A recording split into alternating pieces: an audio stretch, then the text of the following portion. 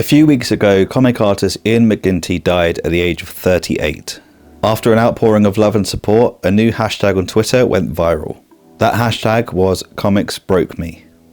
Dozens and dozens of comic creators came forward to describe how the comic industry had broken them physically, mentally, and financially. Here are just a few. Boom paid me and my buddy Clark $110 a page, split between us, to do a regular show backup comic. That's everything from writing, art, colours and letters. Then there's the exchange rate, bank fees, tax, etc. Did anyone read it? Did they fuck? I drew Lumberjanes 9 through to 11 for $80 a page. One of the most miserable experiences of my entire life. I think I got them to give me $90 a page at some point.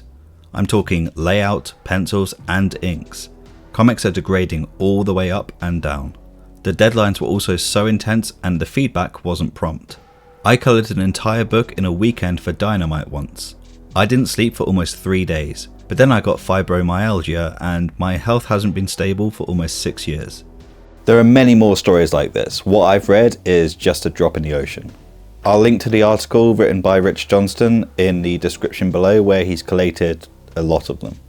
To be honest, the more I read about stories like this, and I've been reading stories similar to this from creators for years, the more I think about comic publishers. What's the point in you? I really am struggling to figure out what their purpose is. I always thought that they would take care of printing, marketing and distribution, but for a lot of titles they just don't. Either that or they're just fucking shit at their jobs, because if they were good then they'd have more money with which to pay the creators for the comics that they make. And I really don't want to be part of an industry that treats its creators like this. I dreamt of one day maybe drawing Batman or working for Marvel, or maybe even having my own titles published one day. Maybe I'll get lucky and get a good contract or land an awesome job that pays fairly, but based on the stories at the top of this video, that seems unlikely. Been publishing my comics since 2017 on Webtoon. Got paid fairly well and decided to become freelance. They unceremoniously decided to stop paying all creators based on views and only pay us based on ad clicks. Weekly episodes are paid at $100 per month now. I'm living out of savings. The truth is, the comic publishers know that comic creators are among the most passionate people in the world. They take that passion, they turn it into cash, and then they dispose of them when they're no longer of any use. Because they know that there are plenty of people who are either naive enough or desperate enough to want to work on their titles and work for their label. Call me a pessimist, but I don't think anything's going to change anytime soon. Not enough anyway. I think the tragic death of Ian McGinty is going to be forgotten by the majority of us, and I think the publishing houses know that as well. They know that all they have to do is ride this out and we'll soon forget and go back to normal. It's the same situation with mangaka who have their life expectancy cut short as well. They'll die, we mourn, we might even get a little bit angry, but then we'll move on. You may be wondering why I've not released a comic in a while. I pushed through a comics deadline and I screwed up my hands. Take care of your bodies, deadlines won't. I don't think the publishing houses will change, and I'm not expecting them to, because it will take a monumental level of organisation to protest against them. The best way to hit a corporation is with your wallet, and I don't think enough people will do that to make a significant impact on a booming industry. But there is a way that we can slow down or even stop the stories that we're hearing from comic creators where comics have broken them that is not only going to be effective, but it could mean that working for publishers is a step down, not a step up. If you enjoy a comic on Webtoon, Tapas, Reddit, Instagram, or wherever you consume your comics, then go and have a look at that creator's Patreon page or Ko-fi page, Kofi Kingston page, or their website. Find out how you can support them. Give them $1 a month. That alone is in some cases more than the royalties that some comic creators get, so it's not an insignificant amount. If they sell merch, buy something. If not for yourself, then for someone else. If they have a YouTube channel, then subscribe. If they're on Twitch, then consider subscribing there as well. Tell your friends about them and leave comments and reviews about their work. Doing even just one of those things can make such a massive impact for the creator. Even something relatively small, like a single subscriber on YouTube or Webtoon, makes me make this face. I'm sorry you had to see that. I worked an entire year on my first published graphic novel entirely for free. The publisher didn't give any advance payment and promised a higher share, quote, when printing costs would be covered by the sales. They never were. We should call this the McGinty Act, and I'm not even joking. This should be the line in the sand. The final straw for all the creators that this industry has chewed up and spat out. This isn't just an indie thing. This is industry-wide. And the only thing that gives me an ounce of optimism is that we, the consumers, have the power to change the lives of the creators who create the things that we love so much. I know it's not the only industry that treats its workers like shit, but comics get trodden on a lot. Maybe I'm biased, I don't really care. My work was nitpicked to death, approved, crunched, then scrapped.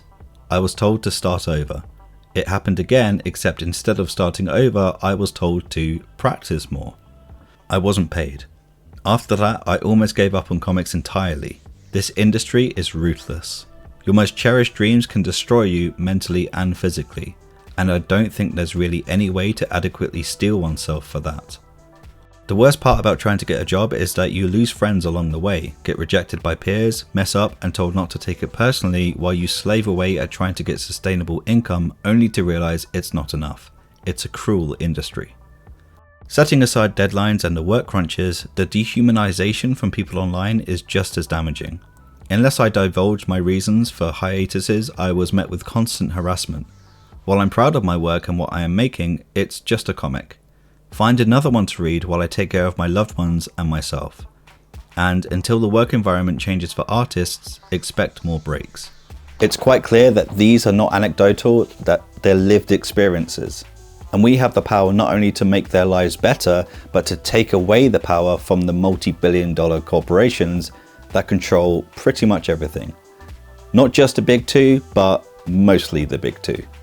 I'll leave a link to one of Ian McGinty's books, Welcome to Showside, in the description, although he collaborated in many other well-known IPs. I'll also do the same for some other creators that I've been enjoying recently.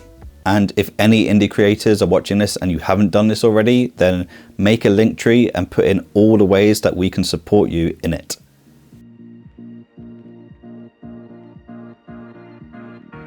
And once you've done that, put a link to that in the comments of this video. I know I don't get that many views, but you never know who might be watching. And for anyone who's just itching to tell me that it's the fault of the comic creators for taking bad contracts or working overtime, then just f*** off. I mean, you are wasting your time with comments like that. The old way of making money with comics is clearly not working, or at least it's not working for the majority of the creators. And the direct sales model screws a lot of creators and forces them to work for less than minimum wage on ridiculously tight schedules that ruin their physical and mental well-being. This is a scandal that we've just accepted as the norm, and it needs to be stopped. And we can do that. So as I said before, and it bears repeating, find a way to support the creators that you enjoy, because a little goes a long way. And finally, to the comic industry as a whole, sort your shit out. I have no doubt that there are some comic publishers that are doing their utmost to protect and help their creators. This isn't a blanket attack on the industry. But when you hear the stories at the start of this video, you need to take this shit seriously. And it's clear that something needs to be done. Something needs to change. And for the publishers, editors, or people who gatekeep who are responsible for this scandal, fuck. If you want to get more angry and depressed, then check out my video I did on why mangaka are dying so young. Fuck. God, that made me angry. I'm gonna go for a walk. I said walk.